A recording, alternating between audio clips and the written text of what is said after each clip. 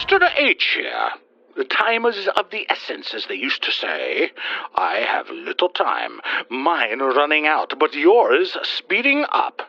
With what I am about to relate, the quickening shall commence, and what you thought was reality might become a mere paper-mache backdrop for a perverse pantomime on this stage known as Earth.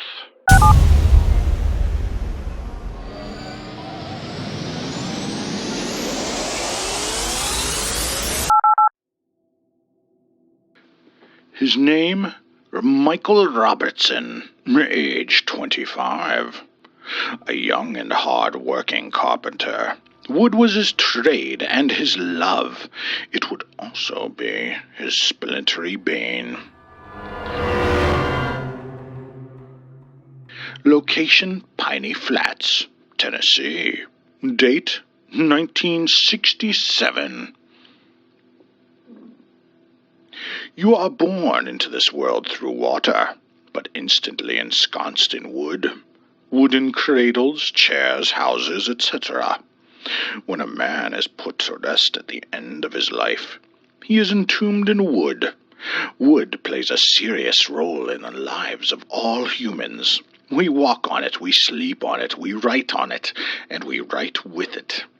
It frames our lives, and as such, a keen person understands the durability and utility of wood, but even more, see the beauty within the craft of wood. Michael Robertson was one such person.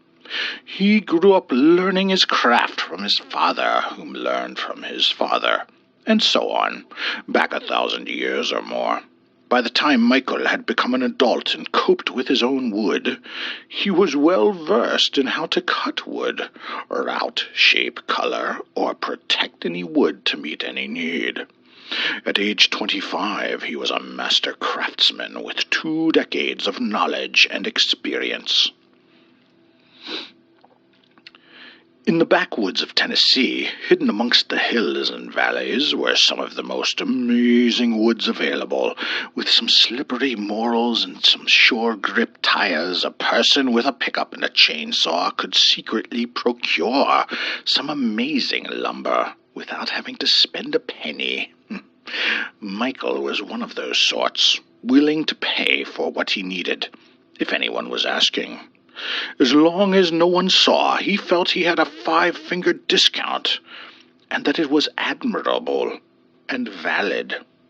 So he went about discovering some of the best woods in his area, out of sight and out of mind of certain landowners, and reaping pure profit from the property of others. One day in 1967, he discovered something no one else had ever had. Even his forefathers that inhabited the area for 200 years never discovered a beautiful grove of Carapa guianensis, otherwise known as the Brazilian crabwood.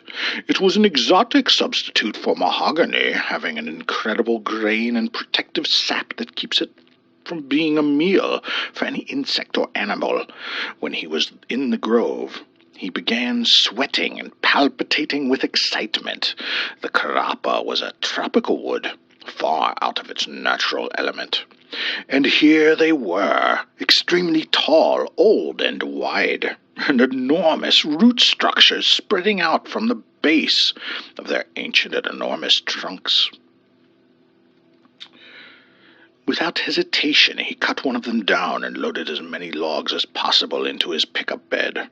He noticed a furious commotion in the woods around him as he toiled to fall the tree, but assumed it was merely birds and other animals that were nesting in his tree before it was felled. Once home, he feverishly labored through days and nights to make his find into a fantastic work of art, a brilliant chest of drawers with gentle inlays and mother-of-pearl and brass scrolling. It became a wonder to behold. News of the item spread, and it sold for thousands of dollars to an extremely rich and famous musician in Nashville. The sight of money made Mr. Robertson's mouth water at the potential earning he could glean from the plethora of remaining trees in the undiscovered grove. In the fading daylight, he greedily cut down one of the gigantic trees and sliced it up, taking the prime chunks for his bounty. Unfortunately, the forest had its own guardians. In the noise of the chainsaw roaring through huge pieces of wood, Michael didn't notice the movements around him and behind him.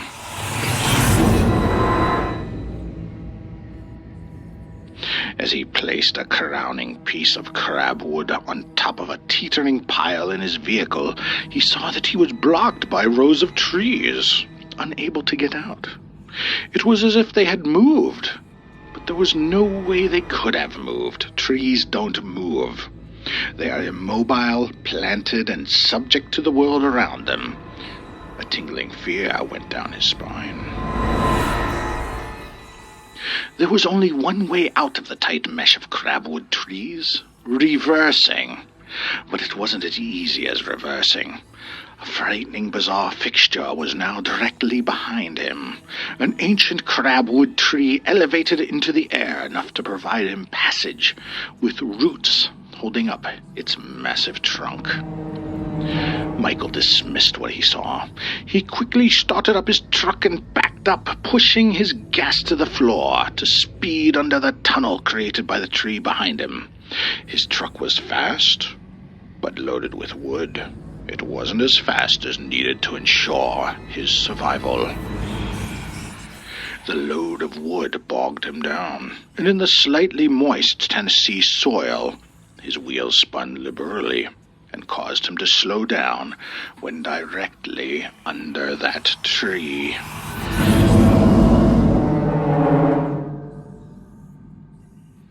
And that is how his life ended. The tree came down directly on top of him and his entire truck, like a jackhammer. It pounded down, flattening the truck halfway. It raised slowly and repeated the process, and repeated it again, until the truck stopped running and the electric was kaput. Within an hour, the truck and Mr. Robertson were flatter than a pancake, and hidden below a series of roots, spreading out and locking the distorted artifact into sinking soil. The next day, the forest returned to normal, aside from some tire tracks and a single tree now strongly rooted to the earth where Michael Robertson failed to escape the wrath of unexpectedly vengeful nature. He was buried where he was born, where his roots truly were.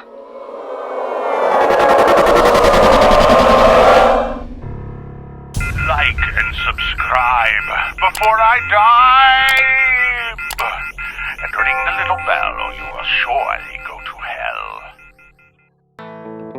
Oh, we're telling spooky stories. This is not a spooky story. Oh, there's no way on the couch I can say. Depends how you look at it. It is kind of spooky. I guess so. Wait, that's it? That's the end of the story? That is a